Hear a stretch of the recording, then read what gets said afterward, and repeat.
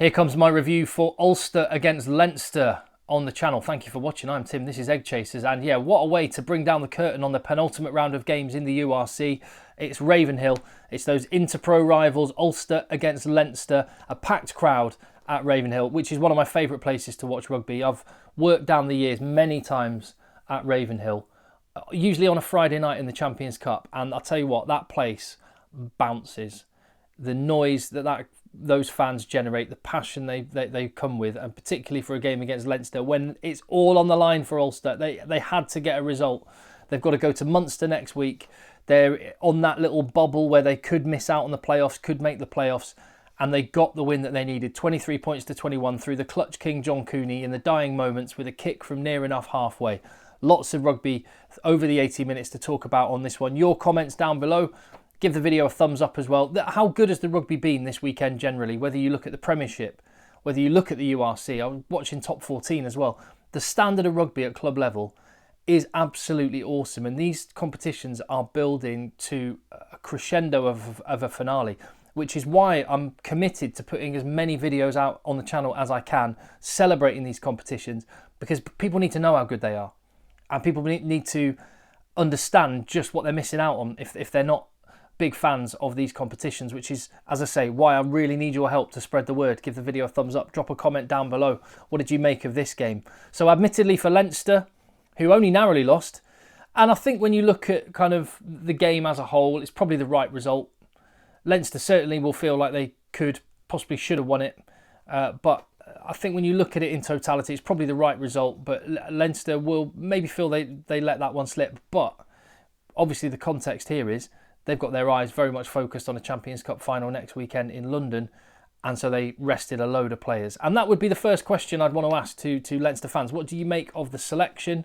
I totally understand it. It makes sense, perfect sense to me, and I think it's totally fine. But it was just quite interesting that the other week Leo Cullen was asked about this, bearing in mind that Leinster rested their players a lot last year in the build-up to the Champions Cup final, and there was a suggestion that maybe the players were a little bit rusty, weren't quite firing all cylinders for that final, and that may be the reason. And Leo Cullen suggested that he wouldn't be doing that this time round. Admittedly, they've got the Champions Cup final, then another round of URC games before you go into the playoffs. So what's that?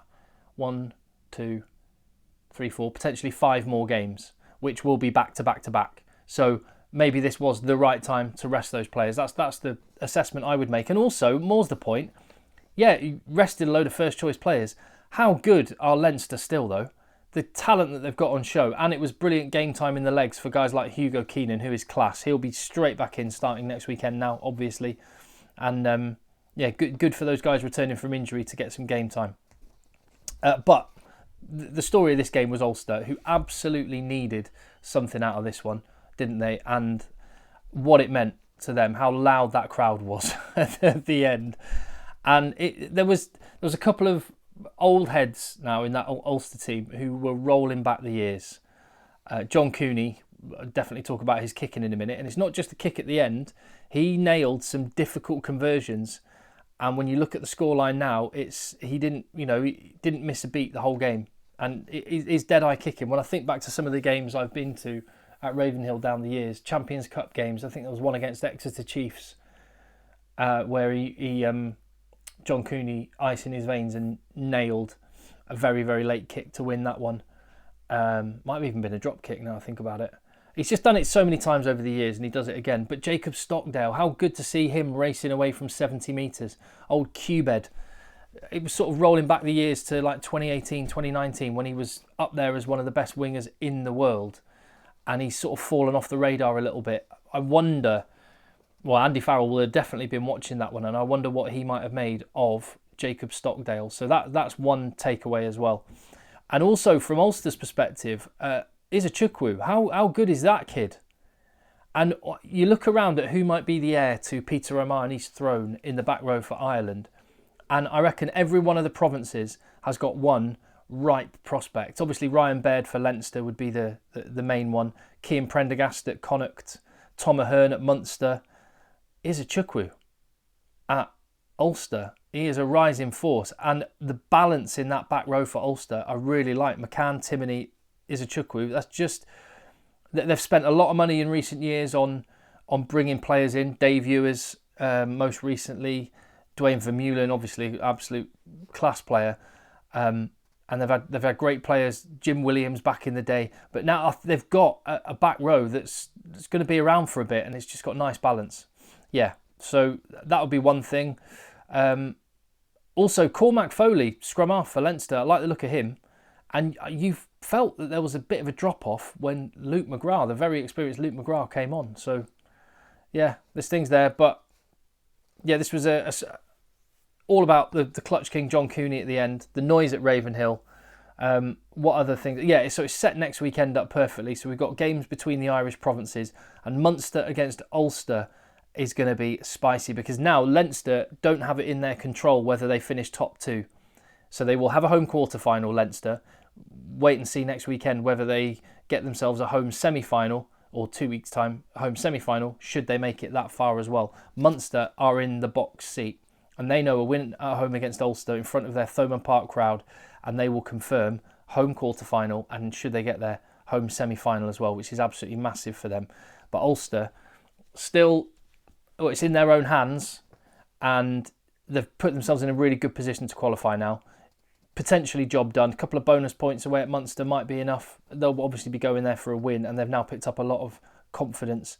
They've seemed to have saved their best rugby for these Interpro matchups, so Munster will absolutely have their hands full. You would think that in 2 weeks' time Leinster will beat Connacht, and then they'll just have to wait for other results from the Bulls and from Munster to see if they can sneak top 2, but very, very interesting. As for the game, started really quickly. Ulster fizzing from the off. Mike Lowry was really influential, almost scored a try, but the pressure that they had in those early stages was converted through the maul, and Rob Herring, penalty to the corner, try time, and went to the TMO, but the try in the end. And then Leinster hit back. What was it? 14-10 to Leinster at half-time, because a sucker punch. Leinster soaked up the pressure. Will Connors charged down Billy Burns. Charlie Natai through, did his calf in while he was scoring the try.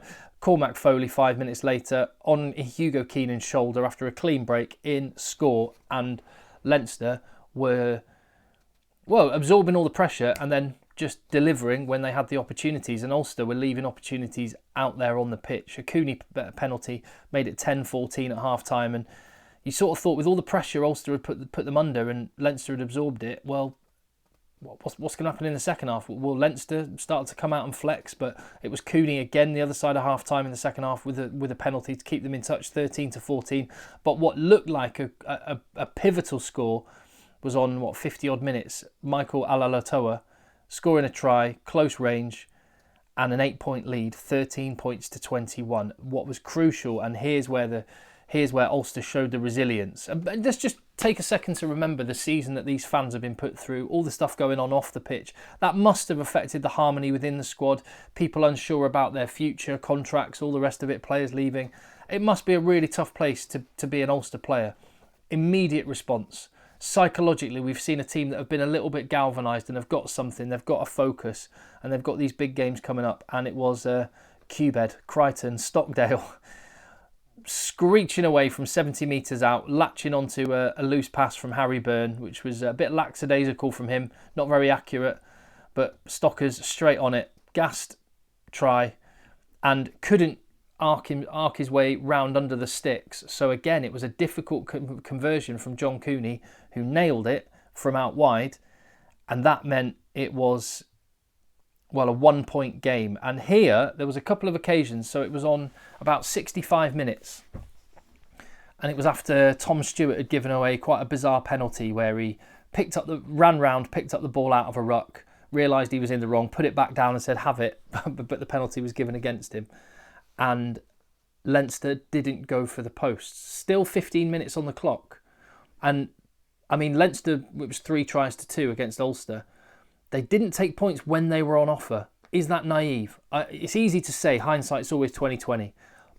But with that much time on the clock, 3 points and then maybe squeezing... And in fact, they had a penalty later on in the match when they also didn't opt for the posts, which I understand on that occasion because it was late in the game and they were trying to keep Ulster back in their own half. But you just think, I don't know if that's hubris on Leinster's part, always going for the tries, thinking they wanted to get the full 5 points rather than just win the 4 points first and then try and get the bonus point try. I don't know. There's another thought there. Was it hubris on Leinster's part, or I know it's what they've been doing all season. So, but in these tight games, particularly when we get to these knockout matches, should they be going for the jugular quite as much? It shows a lot of confidence, but does it show a little bit of overconfidence or naivety even? Just a thought. But there we go. The penalty just inside Leinster's half on 77 minutes, 1 point behind. Ravenhill is one of the things I love about going to Ravenhill. And actually, the RDS is the same at Leinster. Thomond Park's exactly the same. Total silence when John Cooney was stepping up to kick. A lot of people complain about in France, they boo the kicker a lot. And I understand it. I quite like it in France because that's the culture in France. I like the silence and the respect in Ireland and Northern Ireland because it's the culture there as well. But I have to say, there's nothing more, as far as I'm concerned, if I was a kicker, I'd rather all the noise. There's nothing that would freak me out more than total silence. But it was completely silent until the moment John Cooney kicked the ball. The crowd willing it through the posts, just dropped over, just had the legs. It had the direction. And John Cooney, as he has been so many times down the years for Ulster, was the hero. And Leinster are licking their wounds. And, some high-quality H2O being brought onto the pitch. Jack Nienaber, influential. I guess his season with Leinster is going to be judged on next weekend and the subsequent weekends. And Harry Byrne had some time in the hot seat in the 10 jersey. Sam Prendergast backing him up. And again, that's a position for Leinster where there's a lot of development to come from a lot of guys, and one of them is going to grab the shirt and take it in the way that Jack Crowley has done at Munster, but not a single one of them is currently doing it at the level to grab the shirt and make it their own. So some interesting little subplots, but those are all for the weeks and months ahead. This day belonged to Ulster and to John Cooney, and it was an absolutely fantastic way to round off the penultimate round of games in the URC. If you enjoy the content on the channel, if you love your club rugby as well, spread the word. See you on the next one.